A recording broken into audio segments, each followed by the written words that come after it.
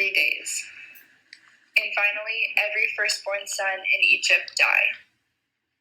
After all of this, Pharaoh finally let the Israelites go. Moses led the Israelites out of Egypt, but the rest of the journey was not easy either. In order to get to their final destination, Moses had to split the Red Sea in order for the Israelites to cross. They were then based in Mount Sinai, where Moses received the 10 Commandments from God. As prophecy told, Moses and the Israelites wandered the desert for 40 years before reaching the Promised Land. Here's why I think Moses was an introvert, making his first letter an I. Introverts get their energy from being alone or in small groups. From the beginning of the story, we learn he does not like to be the center of attention. He does not talk much and is a bit unsure of himself, assuming the role of the Israelites' advocate. In Exodus 3:11, Moses pleads with God, asking, "Who am I that I should go to Pharaoh and bring the Israelites out of Egypt?" And when Moses is faced with his insecurity of speaking, he says, "The Israelites would not listen to me. How then should Pharaoh heed me, a man of impeded speech?"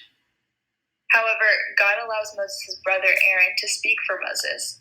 So although Moses does end up facing his fear, it is with the comfort of his brother. Both public speaking and being in leadership can be very difficult for introverts. Although Moses did step up and accomplish these roles that God had for him, the way he dealt with his fears leads me to believe that he was introverted.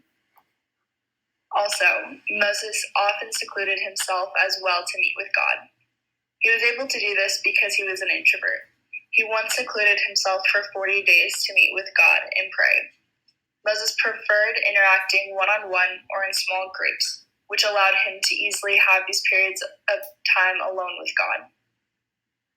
Ecclesiastes 9:17 says, "The quiet words of the wise are much more heeded than the shouts of a ruler of fools." Perhaps Moses' introverted tendencies benefited him as a leader.